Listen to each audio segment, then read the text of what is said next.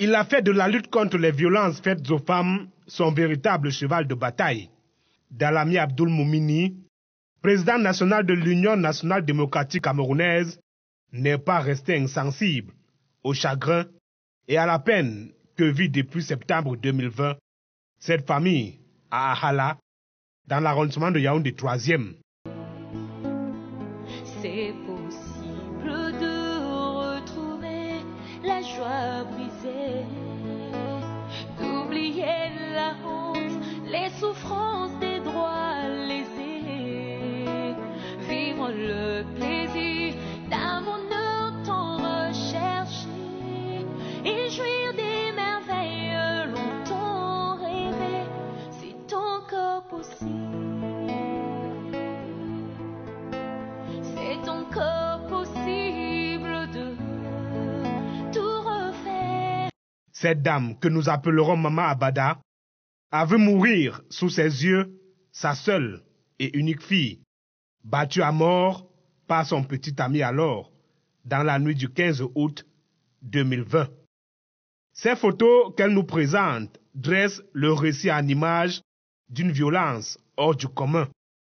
Les quelques jours passés dans les différents centres hospitaliers et à son domicile ne sauveront pas cette jeune fille pleine de vie, l'espoir de toute une famille, mère de 4 enfants et seulement âgée de 31 ans. C'est possible de retrouver la joie brisée, d'oublier la honte, les souffrances des droits lésés, vivre le plaisir d'un bonheur tant recherché et jouir des merveilles longtemps rêvées.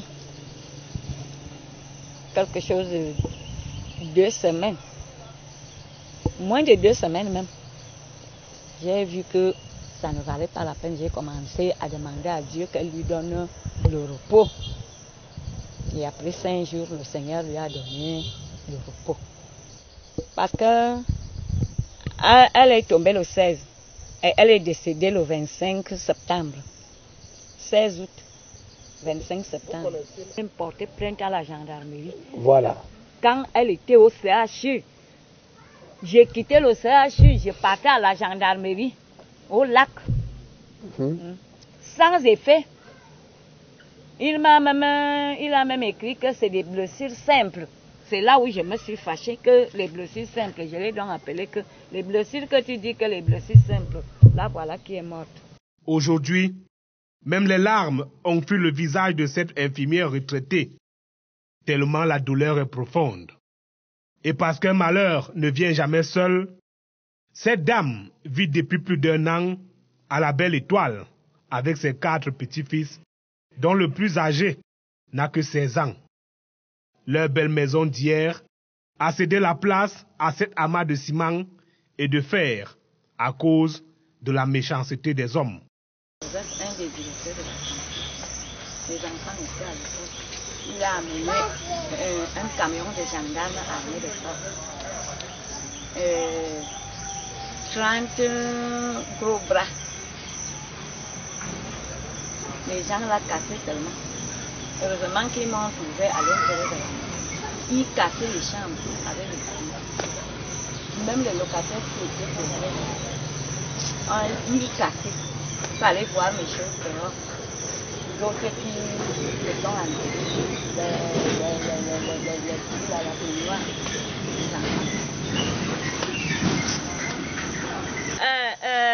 quand il est venu avec 20 gendarmes, 30 gros bras et le caterpillar, on l'a appelé de ne pas casser.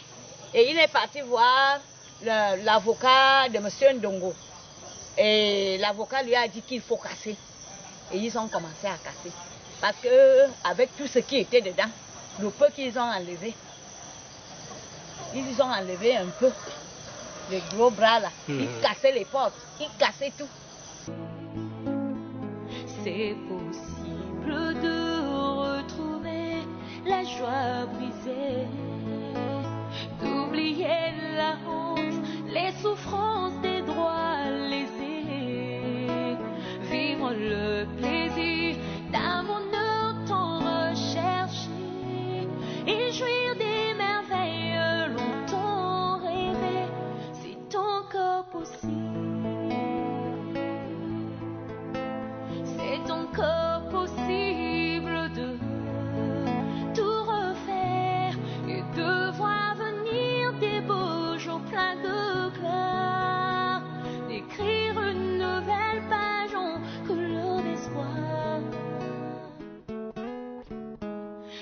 possible. Défenseur des violences faites aux femmes et humaniste dans l'âme, Dalami Abdul Moumini n'a pas manqué, devant cette injustice, de décrier cette situation qui trahit selon lui le modèle de société dans lequel nous vivons. C'est une violence qui gagne du terrain au Cameroun et qui est banalisée. Donc nous vivons ça tous les jours, où les femmes sont continuellement battues, violentées, violées. Et nos pouvoirs publics ne prennent pas ça à cœur. Je crois que ça doit être le sujet numéro 1 de nos jours, la violence faite aux femmes. Regardez cette jeune fille, pleine de vie, souriante. Moi, j'ai connu cette fille, j'ai connu la famille. Infirmière diplômée. Infirmière diplômée, à fleur de l'âge. Elle a laissé les enfants. Elle a laissé 4 enfants. Donc quand elle mourait, elle est partie, elle a laissé un bébé. Regardez la violence qu'on parle. Elle avait même une grossesse de 2 mois. Elle est partie avec une grossesse de 2 mois. C'était la grossesse. Il appelle les autorités à plus d'action et de fermeté devant de telles atrocités. Il s'agit du Cameroun et des Camerounaises. Il faut, quand je dis qu'il faut des lois fortes, il faut apporter une réponse très forte, rapide et efficace. Prendre des plaintes et apporter des réponses rapidement, sans juger et faire son travail. Et il faut aussi créer des centres, je pense, dans les 10 régions pour les familles de victimes comme ça. On ne peut pas ne pas apporter la réponse juridiquement. Et après, la fille, elle est morte et restée comme ça. La maman, elle est là. Il n'y a pas une suite. Le gars, il est dans la nature. Il est au Cameroun, on ne sait pas. Il est à l'extérieur, on ne sait pas. Mais on sait qu'on est dans un pays qui a des lois. Et dans un pays qui se respecte comme le Cameroun. Des scènes comme ça ne doivent pas se répéter. Il faut protéger ces femmes qui sont violentées et tuées par leurs conjoints. C'est inadmissible. Ce n'est même pas acceptable dans une république comme le Cameroun. Il faut que les pouvoirs publics prennent ça à bras le corps. Parce que c'est important et c'est urgent. Pour l'éducation de ces 4 enfants restés orphelins, la première dame du Cameroun, Mme Chantal Biya, dame de cœur, n'est pas restée sourde aux pleurs de cette dame. La première dame, Mme Chantal Biya, a pris les enfants en charge, les 3. C'est seulement que le bébé ne partait pas encore à l'école parce qu'il n'avait que, quand sa maman décédait, il avait 1 an. Donc c'est les 3-ci que cette année, Mme Chantal Biya, la première dame camerounaise, a payé la scolarité. Et ça, c'est un geste vraiment salutaire. Et que nous continuons à dire merci à la première dame pour ce geste. Il manque le bébé-ci. Fidèle musulman, Dalami Abdul Moumini ouvrira les portes de son domicile à cette famille qui est désormais sienne pour rompre ensemble le jeûne en cette période de Ramadan, période de partage et d'amour envers le prochain. Comme vous savez très bien, c'est le mois de Ramadan, un mois très important chez les musulmans et qui signifie aussi le partage et la bénédiction. Comme nous sommes dans un pays de vivre ensemble, nous sommes tous les fils et les filles de ce même pays. J'ai tenu à inviter mon voisin qui est là, qui est aussi mon frère, mon voisin aussi, Bondo, ma famille aussi, qui est là, la famille de personnes très importantes pour moi que j'ai connues, Gaël, et à son âme.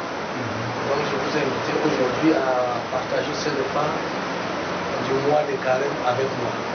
Maman Abada pleure sa fille et sa maison qu'elle a perdue à cause de la méchanceté des hommes, à cause de l'injustice de la société.